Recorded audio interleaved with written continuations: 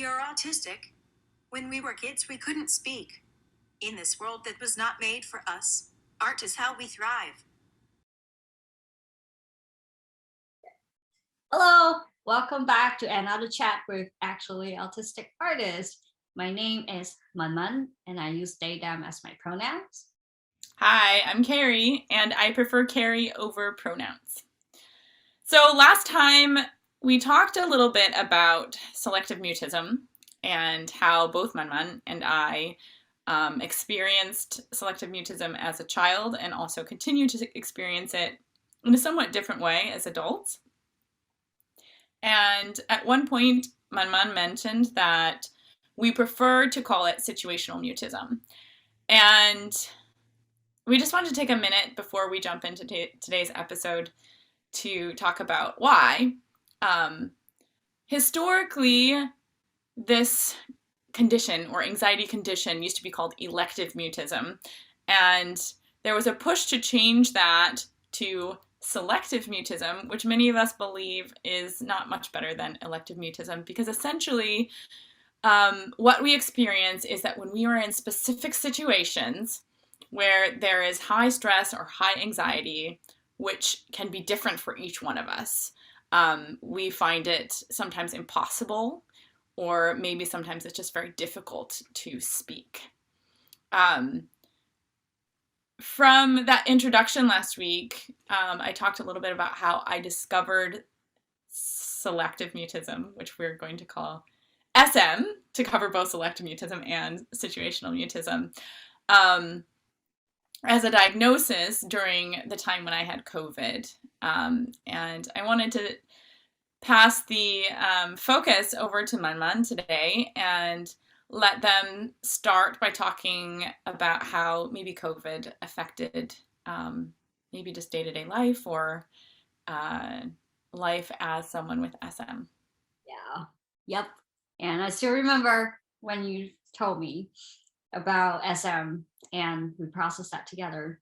And now looking back, like with COVID, like the isolation, having 2 years, like, because when you told me we're still in 2020, like we were still experiencing like a very small circle of people that we interact with, and I'm staying home most of the time.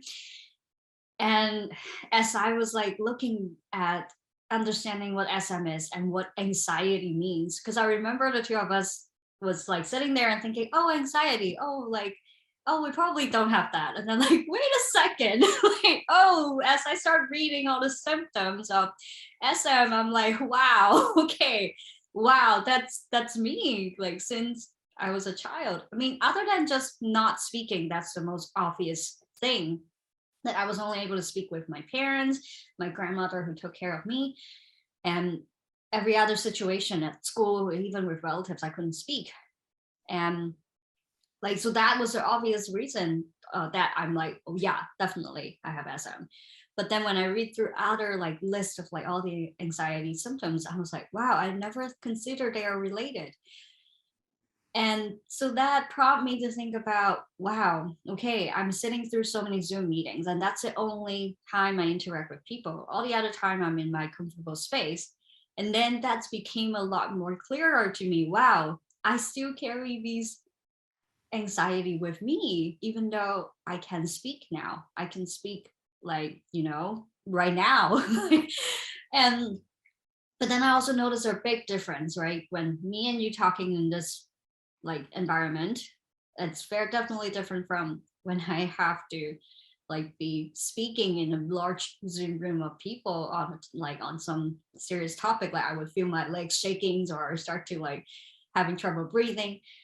And that just got me started to think about, wow, how many more physiological response that I'm just overlooking because I've learned to cope all my life. And interesting though, I am professionally a teacher, a facilitator, and I do love doing that very much. And I love performing, and which is something that you and I shared as our like passion as a taiko artist, as a dancer. And that really made me think, as in realizing, because one of my biggest strengths as a facilitator is nonverbal communication.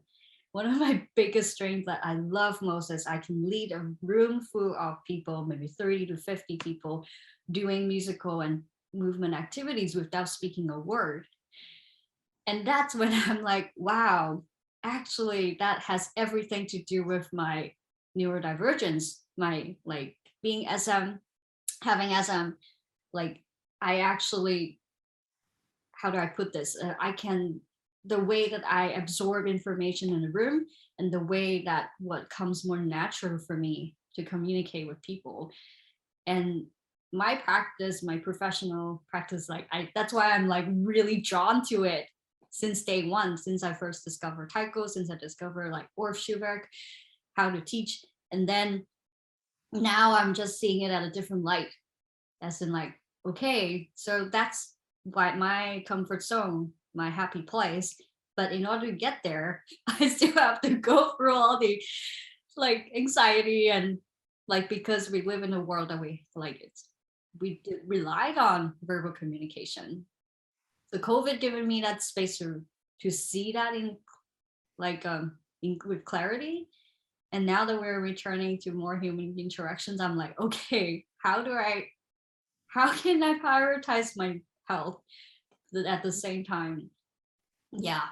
So I wanted to say that when you described being in a room with 50 people and being able to communicate with them without speaking, that I had like this like sort of reverberation of chills down my down my spine. It sounds pretty powerful.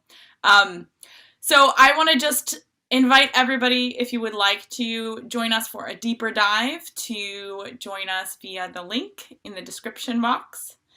Am I supposed to say anything else? Well, we are gonna take a pause and stop the video and then go in. Breath. We're gonna take a breath. Yeah, we're gonna take a breath. That's right. Okay. See you in the longer video.